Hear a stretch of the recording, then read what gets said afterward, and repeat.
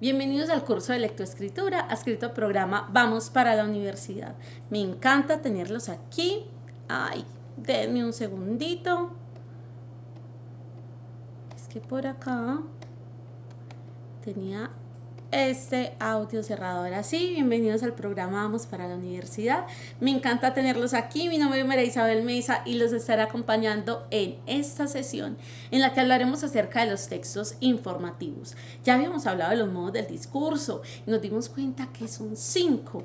En general, si nos separamos el informativo del expositivo, serían 5 los modos del discurso. Y habíamos hablado que los modos del discurso se dan desde la macro y la microestructura, mientras que las tipologías textuales se dan desde la superestructura.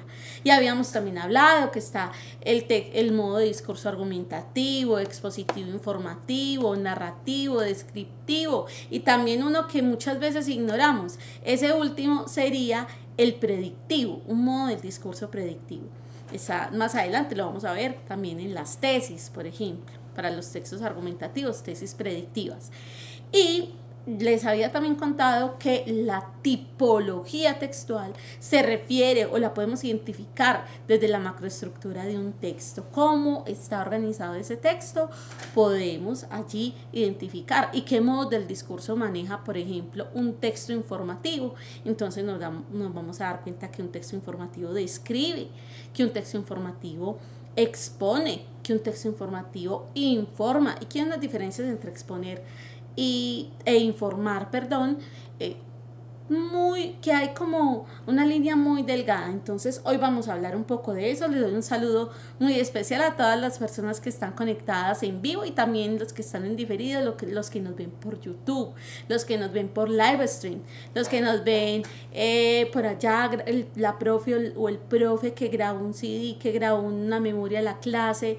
Esos profes tan maravillosos que viven en la ruralidad y que muchas veces no tienen acceso a internet, pero hacen todo lo posible y hasta lo imposible por llevarles una buena herramienta, un buen material, una motivación a todos los chicos con el área del lenguaje.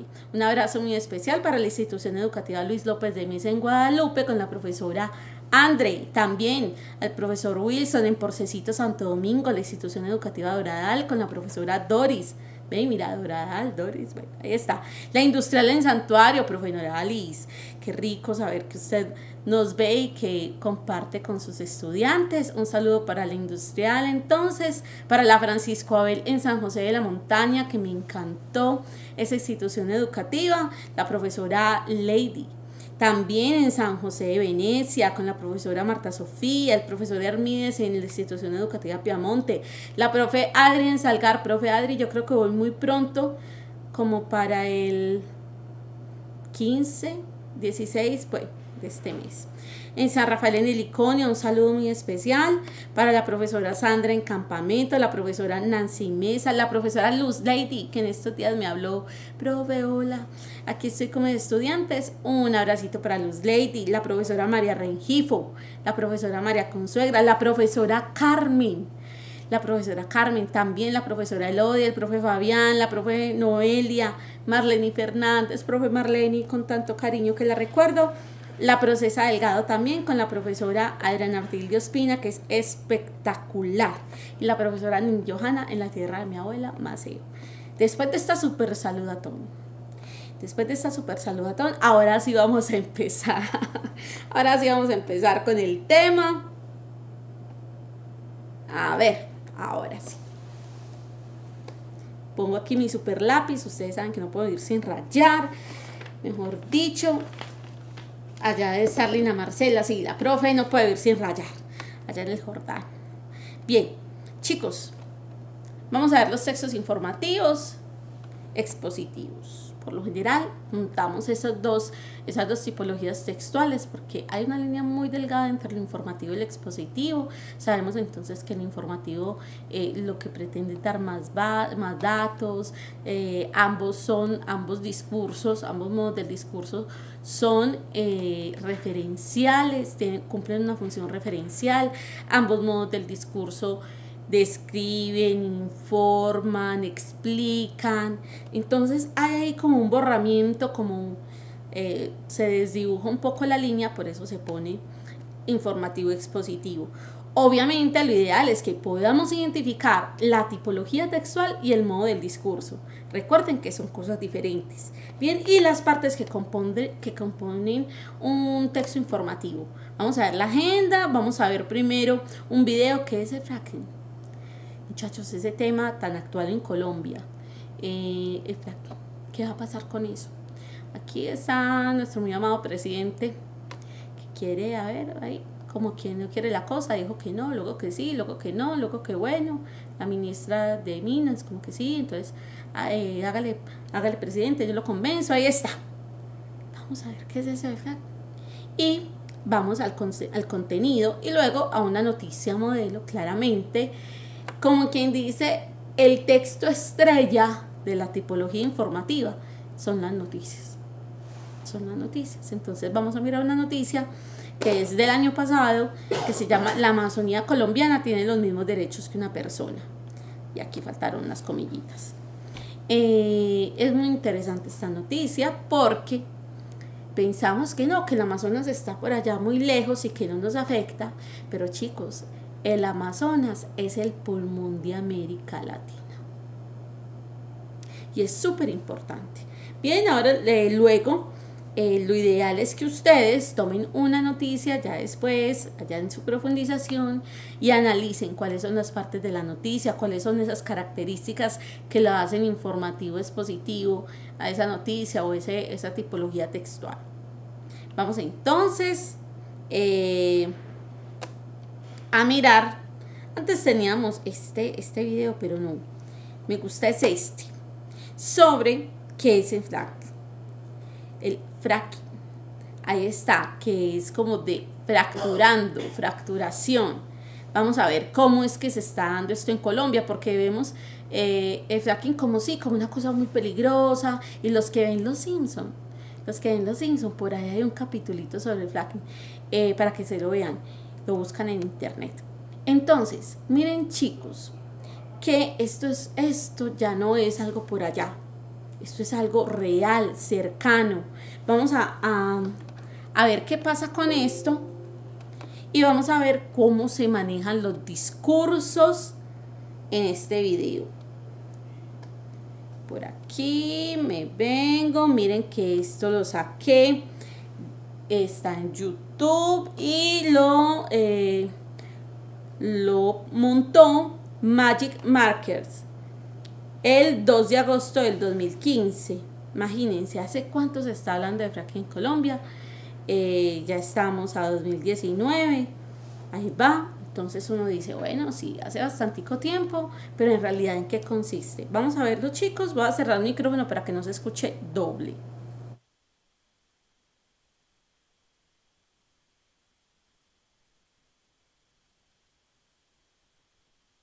Adivinen cuál es el país que produce más petróleo en el mundo. ¿Arabia Saudita? ¿Irak? ¿Irán?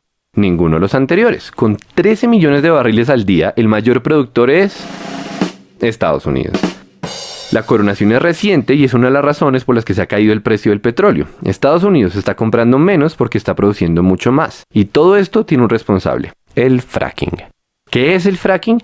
Es una técnica para extraer petróleo y gas de lugares que antes no se dejaban. Rápido repaso geológico. Todo el petróleo está almacenado en formaciones de rocas. Algunas de estas formaciones tienen poros o grietas que dejan fluir el petróleo, otras no. Las que no eran un problema para la industria petrolera, pero ahora que existe el fracking ya se puede sacar petróleo de ahí. Es más fácil entender todo esto si hablamos de un concepto clave: la presión. El petróleo es un fluido subterráneo que tiene que soportar millones de toneladas de tierra. Cuando nosotros taladramos hasta esa profundidad, es como si estuviéramos destapando una gaseosa agitada. Así también el petróleo quiere salir por la tubería hasta la superficie porque la presión lo empuja. Pero todo esto depende de que exista un camino a la tubería. O sea, que las formaciones de rocas que almacenan petróleo tengan poros o grietas y que estén conectados. Si no hay conexión con la tubería es inútil porque la mayoría del petróleo se queda atrapado.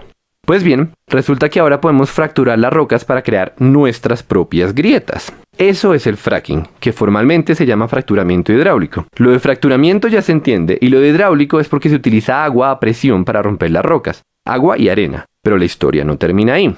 Para llegar a donde está el petróleo hay que perforar más o menos 2 kilómetros para abajo y otros 3 kilómetros de lado. Eso quiere decir que la tubería es demasiado larga y hay un montón de fricción, o sea que el agua que se inyecta pierde potencia a medida que avanza. La solución técnica de este problema es mezclar el agua y la arena con químicos que lubrican la tubería y así se combate la fricción que le quita poder al chorro. Pero ese cóctel es una para el medio ambiente y por eso el fracking es tan polémico.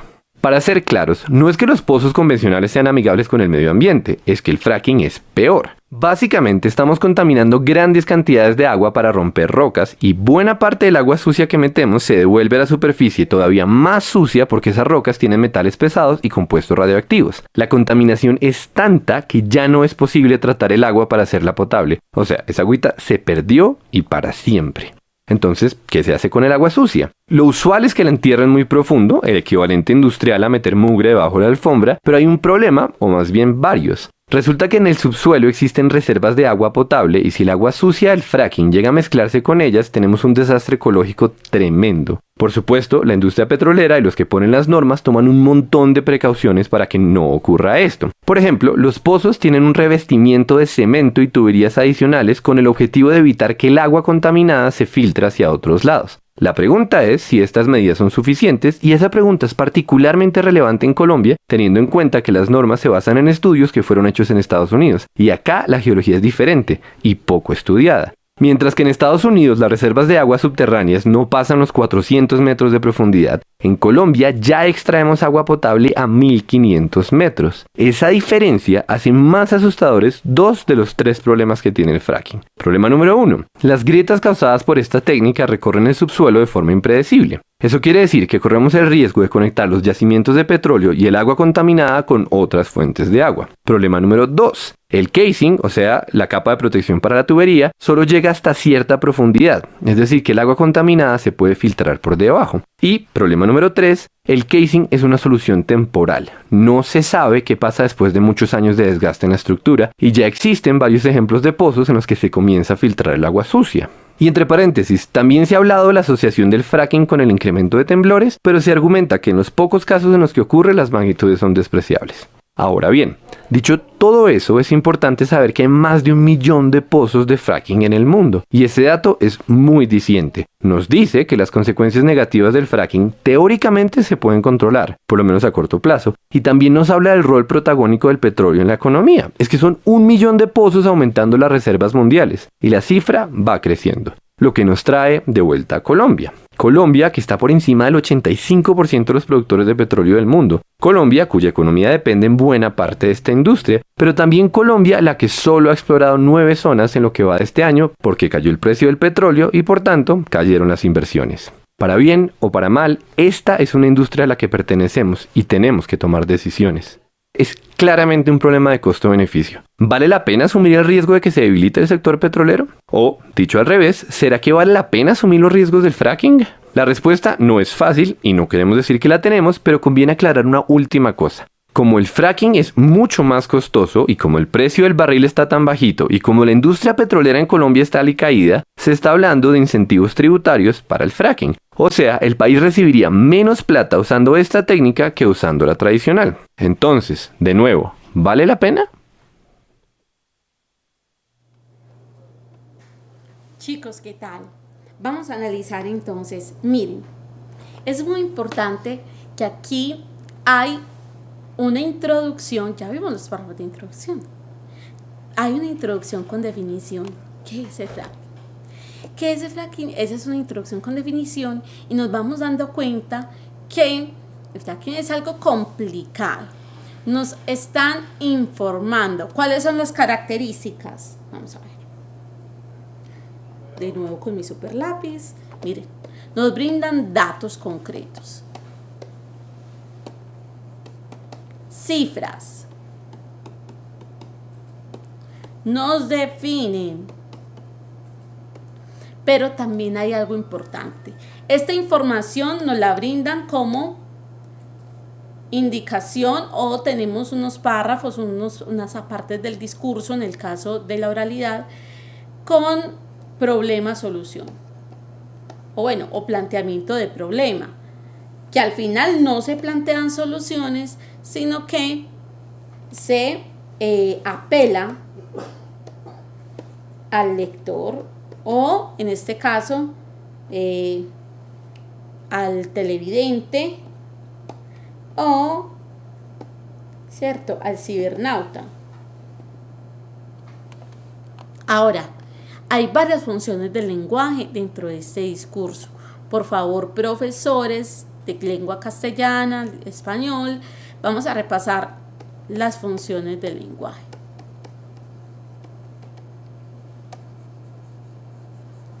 Miren, aquí hay varias funciones del lenguaje. La primera que se maneja es la función referencial. Con un lenguaje objetivo, denotativo, presentando datos concretos y refiriéndose a una fuente de información verificable. Además, como nos interroga en ciertos puntos, también cumple la función apelativa. Apelativa emotiva, interroga a ese lector o a ese cibernauta o a ese que está viendo ese video. Bien. Además, hay una parte que incluso es autorreferencial. Tenemos que mirar y repasar las funciones del lenguaje. Es muy importante. Ahora, tenemos claramente un discurso informativo que nos dicen qué es, cuáles han sido los estudios. En Colombia, cómo se propone, o en esa época, cómo se propuso desarrollar el fracking. Nos dicen algo muy delicado, muy grave, muchachos. ¿Qué es lo más grave? ¿Qué nos dicen? Miren, ojo que estos estudios que hay sobre esto no se han hecho en Colombia, son traídos de otro lado y la geografía y las formaciones geográficas, topográficas en Colombia son totalmente diferentes a las de otros países. Entonces vemos que el video trata de la fracturación hidráulica. Vimos entonces cómo era el proceso y nos estaban informando sobre qué es el fracking y que se desarrolla actualmente en Colombia, y también nos dicen cuál sería el futuro de Colombia si se iniciara con el fracking. Bueno, por lo menos de los recursos naturales. Los datos más importantes entonces que se pueden rescatar son, bueno, primero que todo, a ver, ¿ustedes qué dicen? Ustedes qué dicen, a ver, que están muy calladitos. ¿Cuáles son los datos más importantes? Por ejemplo, a mí me encanta o me encantó saber que en Colombia ya se extrae agua potable a más de 1500 metros. Y eso es algo como que me impactó. Yo, ¿qué? No puede ser. En Estados Unidos está a tantos metros y actualmente en Colombia estamos sacando agua potable del subsuelo. O sea, ¿cómo es eso? Eso a mí... bueno, por ejemplo, los chicos del Jordán les impactó mucho las consecuencias que puede traer el fracking. Muchachos, bueno, lo que pasa es que yo soy una apasionada por Los Simpsons, pero hay un capítulo de Los Simpsons en donde el señor Burns está haciendo fracking. Un día cualquiera alguien se mete a fumar al baño y resulta que se incendió todo. Y entonces uno dice, pero ¿cómo así? ¿Por qué el agua en llamas? ¿Por qué todo se incendia?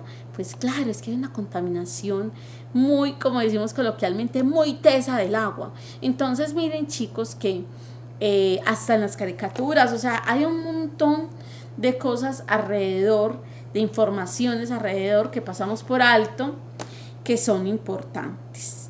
Entonces los datos importantes, por ejemplo, a cuántos metros hay que taladrar, cómo se instalan las tuberías, por ejemplo. Vieron, chicos, que hay como un revestimiento y uno dice, no, pero ya, con ese revestimiento listo, ya, para de contar. No, pero nos dijeron un momentico que es que ese revestimiento llega hasta ciertos metros, después de eso no hay revestimiento. Entonces, ¿qué pasa?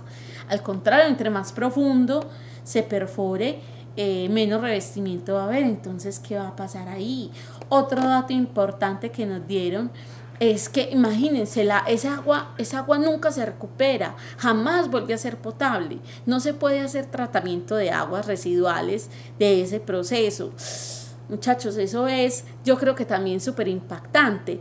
¿Qué hay que hacer con el agua? Meterla en barriles y enterrarla. Uno dice, pero ¿cómo así? No es agua. Miren, chicos, qué contaminación tan grande. Ahora, otra cosa que nos impactó. Miren, por ejemplo, el valor actual de cómo se extrae petróleo en Colombia y el valor de fracking, que es mucho más, y encima de todo se le va a dar incentivo y además nos van a dar menos dinero sobre eso. Muchachos, el precio del barril ha ido en caída y nos hablan del 2015, pero con esta situación con Venezuela, etcétera, ¿qué está valiendo el barril de petróleo? ¿Vale la pena?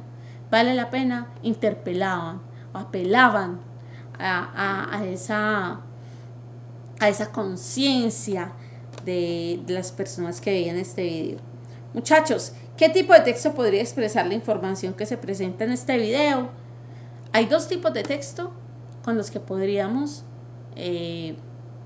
construir de nuevo esta información. El primero, el más normal, un texto informativo, incluso un texto de carácter científico. Y hay otro texto, el ensayo o los textos argumentativos. Un texto expositivo, me dicen en el Jordán. Hoy tengo esa letra toda chiquita, casi no veo el chat. Entonces, claro, si tú dices si estás de acuerdo o no estás de acuerdo con el fracking en Colombia, yo puedo incluir modo del discurso informativo dentro de un ensayo, que es de la tipología argumentativa. Entonces, ojo que no es lo mismo modo del discurso a tipología textual. Chicos, el texto informativo es esto. Busca dar a conocer de manera descriptiva situaciones o hechos de índole cultural, científico, tecnológico, ambiental. Como les venía diciendo, el texto informativo puede tener varios modos del discurso: expositivo, informativo, descriptivo. A veces incluso puede tener el modo del discurso predictivo. Entonces, si esto continúa de esta manera, va a suceder tal cosa. Bien, ok. Miremos entonces que hay unos elementos básicos no obligatorios de los textos informativos. Por ejemplo, está el título, pero no todos los textos informativos tienen subtítulos, solo algunos, sobre todo los que son más largos. Tiene introducción, tiene cuerpo o párrafos de contenido, que los hemos venido viendo todo este tiempo en las clases anteriores. Tiene conclusión o cierre y tiene elementos gráficos, imágenes, tablas. Sí, acuérdense, miren, estos elementos gráficos por lo general son textos discontinuos.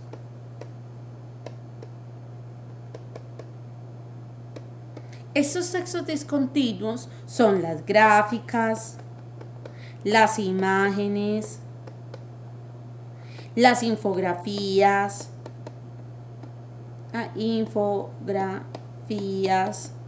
o infogramas, que también se llaman, tablas, mapas. Esos pueden ser los elementos gráficos que incluyamos dentro de un texto informativo. Profe, es que yo voy a hacer un trabajo, por ejemplo, el que tenemos de actividad integradora, lo voy a hacer informativo. No, muchachos, no, por favor. Sabemos que es o una crónica o un ensayo o un texto argumentativo. Miren, a veces, hay la droga, y empezamos a poner una cantidad, la droga no sé qué, la droga, alucinógenos de no sé qué. Eso lo encuentro en internet.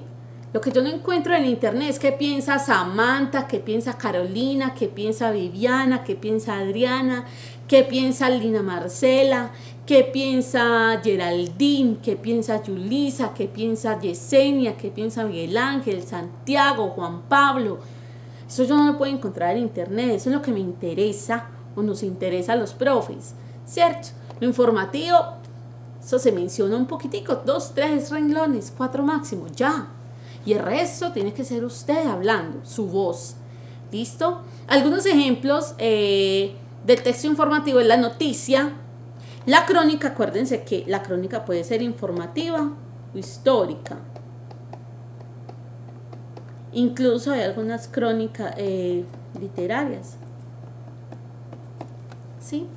El reportaje, el contrato, por ejemplo, los contratos de arrendamiento, los contratos laborales, son textos informativos. Te informan cuáles son tus deberes, cuáles son tus obligaciones, ¿sí? Y también cuáles son tus derechos.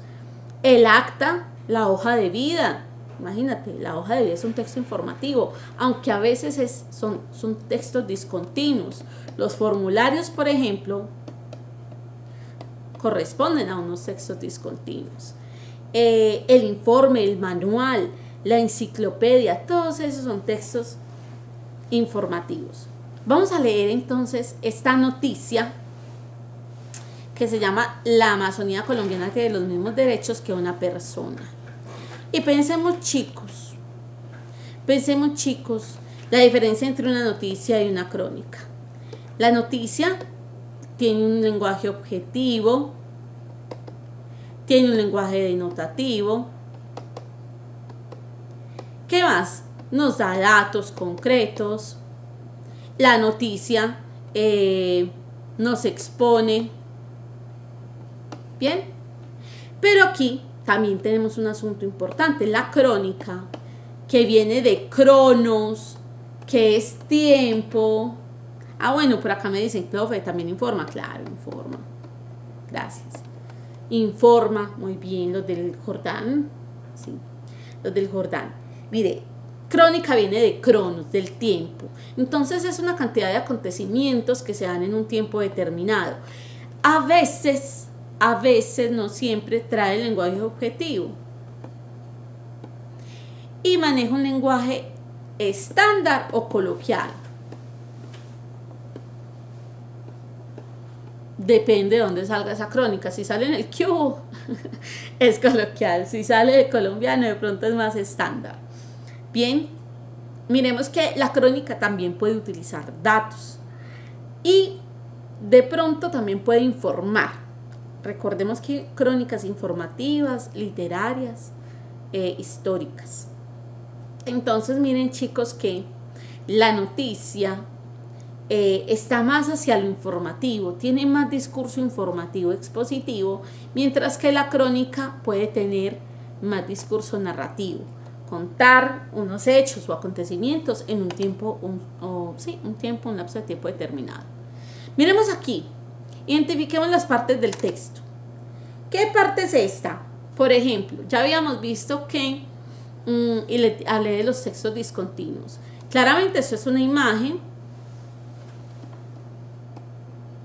Imagen. Sí, esto es una imagen que corresponde a un texto discontinuo. Miren que las imágenes sirven o para ejemplificar o para ilustrar y apoyar un texto.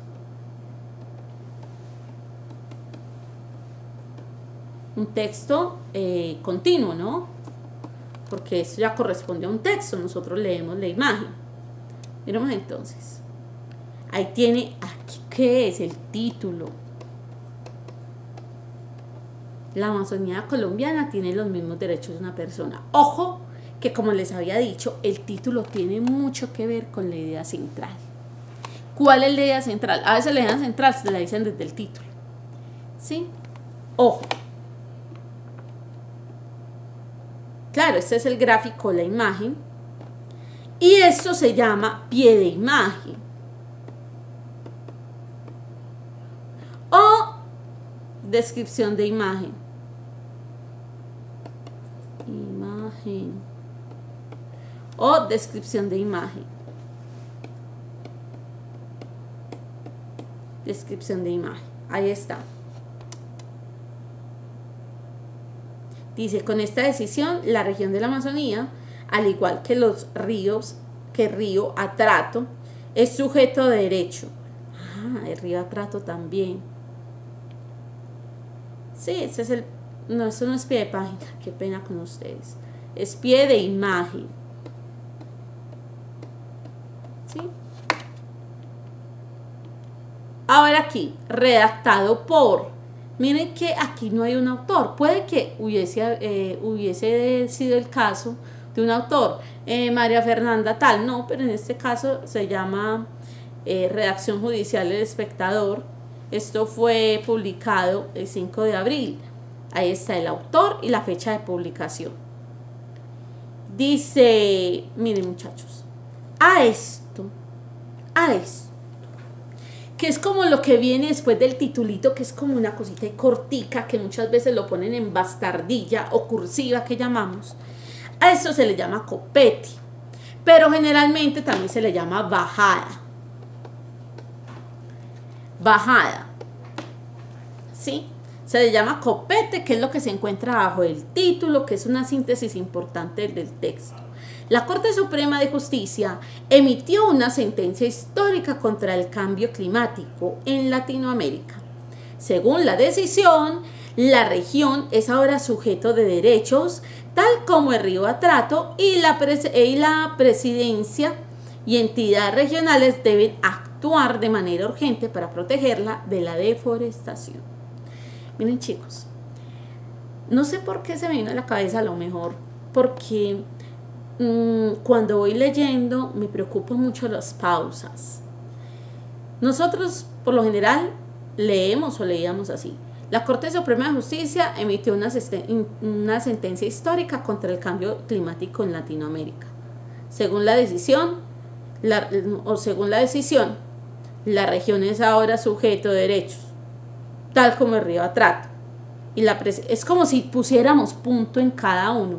Cuando hay una coma, usted alarga la vocal, porque le está diciendo a ese otro que le está escuchando que usted no va a parar ahí, que ahí no hay una pausa larga.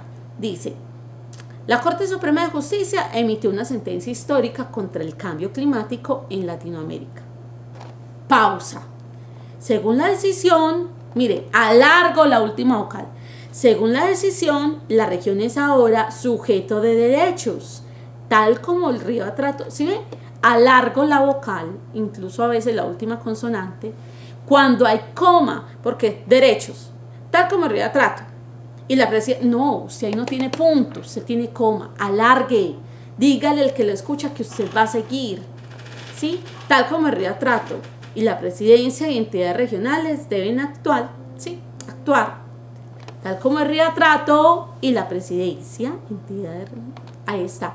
Alargan la última vocal para indicarle, ojo que estamos leyendo mal, estamos haciendo punto donde es coma y no sabemos cómo va la coma, creemos que la coma es una pausa corta y ya, no, esa pausa corta va acompañada de un alargamiento de la última vocal, de modo que el que esté escuchando sepa que usted no va a parar ahí. Ya sabemos entonces que esto se llama copete o bajada, que es lo que va después del título, con un parrafito ahí chiquitico. Mira, aquí nos dijeron copete. Ahora sí vamos para el párrafo 1. Que una región en Colombia sea considerada como un sujeto que tiene derechos, tal como los tiene un ciudadano en común, es un hecho histórico en el país y una noticia de interés mundial. No dije mundial, no, dije mundial. La Amazonía colombiana acaba de recibir esta categoría por parte de la Corte Suprema de Justicia, que estudió una tutela y resolvió el caso en el que podría ser el primer fallo judicial en Latinoamérica en contra del cambio climático a nivel internacional. Para el alto tribunal, las autoridades en Colombia no están haciendo lo suficiente para proteger la zona de deforestación de los efectos del cambio climático. Miren muchachos que este discurso, este modo del discurso es completamente explicativo o expositivo. Ándale, ahora sí. O expositivo. Ojo, tenemos que identificar que esta primera parte, que es el párrafo 1, corresponde a la introducción. Y que en la introducción, pues acuérdense que va el tema y la delimitación, que en términos generales sería la idea central. Nos van a decir que la Amazonía colombiana ha recibido este fallo para poder contrarrestar el cambio climático a nivel internacional. Claro, todos debemos estar preocupados por la Amazonía, porque la Amazonía, como les dije, es el pulmón de América Latina. Entre las órdenes que emitió la Corte está la de ordenar a la Presidencia y al Ministerio de Ambiente a que en un plazo de no más de 4 meses formule un plan de acción de corto, mediano y largo plazo para contrarreste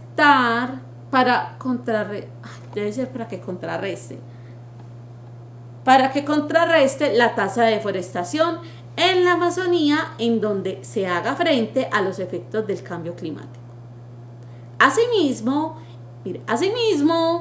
el alto tribunal ordenó a las anteriores autoridades a que dentro de 5 meses formulen un pacto intergeneracional por la vida del Amazonas colombiano, en donde se adopten medidas encaminadas a reducir a cero la deforestación y las emisiones de gases de efecto invernadero.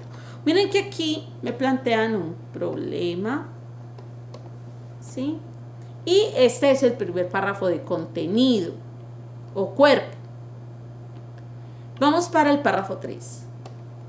La Corte Suprema, para tomar esta decisión inédita, estudió una tutela que presentaron 25 niños, niñas y jóvenes de Colombia entre los 7 y los 26 años con el apoyo de la Organización de Justicia. Así se llama la organización. Por eso está con mayúscula inicial. A revisar el recurso judicial, el alto tribunal estableció que el Estado colombiano no ha hecho lo suficiente para enfrentar la problemática de la deforestación de la Amazonía, pese a haber suscrito numerosos compromisos internacionales y a existir en el país suficiente normatividad y jurisprudencia sobre la materia. El alto tribunal explicó que existe un incremento del 4% en la deforestación en la región de 56.952 a 70.074 hectáreas entre 2015 y 2016. Datos concretos,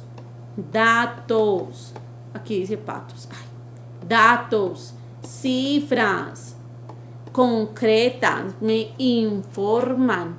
Este sería, como quien dice, el segundo párrafo del cuerpo del texto.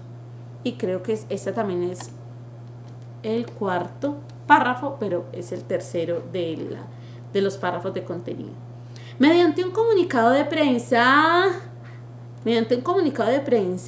el alto tribunal agregó que la Corporación Autónoma Regional CAR tampoco está cumpliendo sus funciones de evaluar, controlar y monitorear los recursos naturales, ni de sancionar la violación de normas de protección ambiental.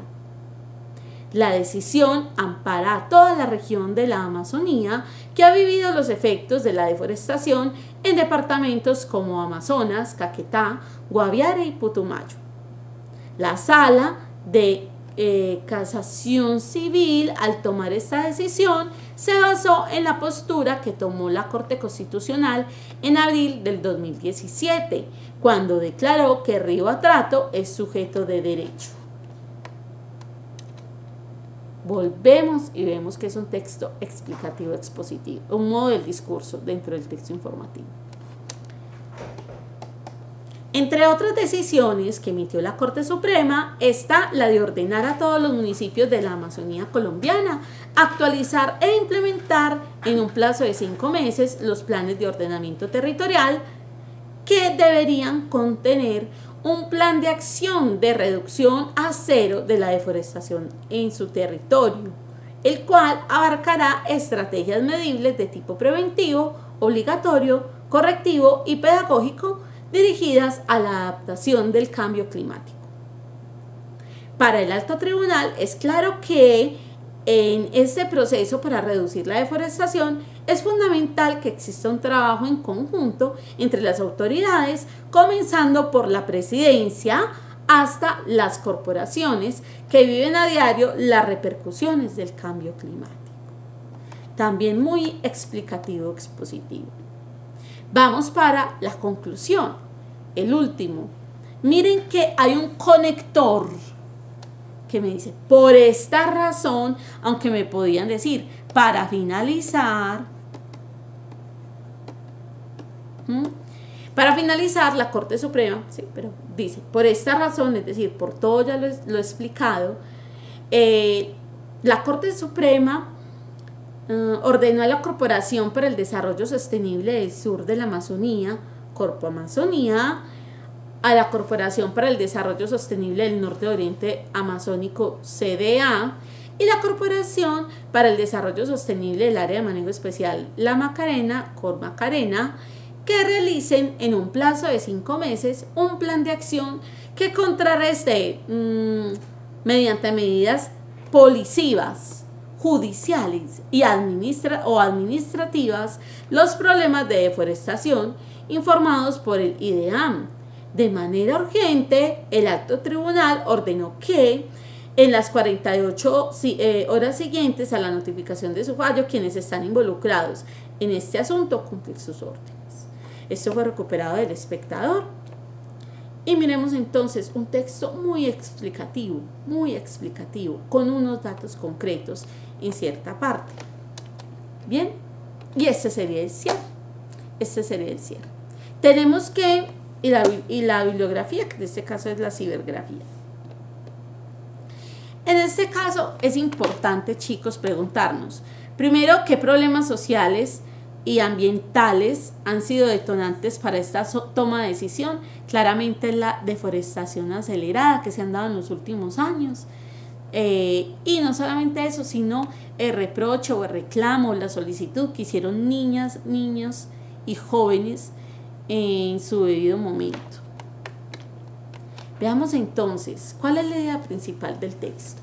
Ustedes que dicen, a ver qué me dicen en Guadalupe, a ver qué me dicen los chicos del Jordán, los chicos de la Procesa Delgado, los chicos de allá de Santuario. Santuario me encanta. De Santuario, a ver qué me dicen.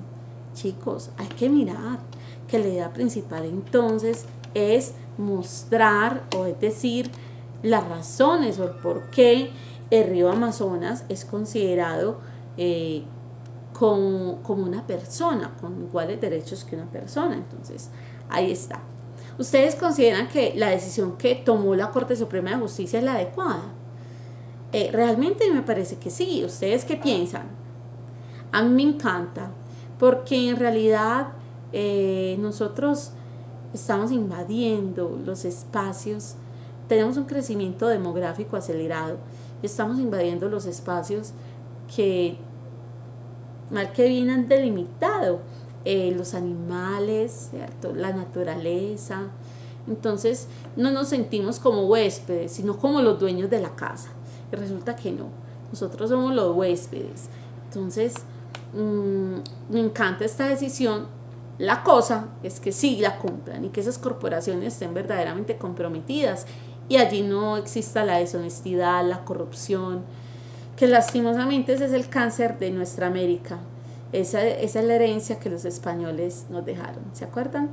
En la sesión pasada que hablamos un poco de eso, de esa herencia española, quienes mandaban aquí al nuevo mundo. Pues no mandaban a los mejores, mandaban a los corruptos, a los ladrones, bueno, etc. Y bueno, lastimosamente, pues tenemos esa herencia y nos sigue corroyendo. Ahí está. esa corrupción. Chicos, la idea es que ustedes vayan, miren una noticia que esté relacionada con su tema de escritura. Ustedes deben estar ya entregando el borrador de su texto final.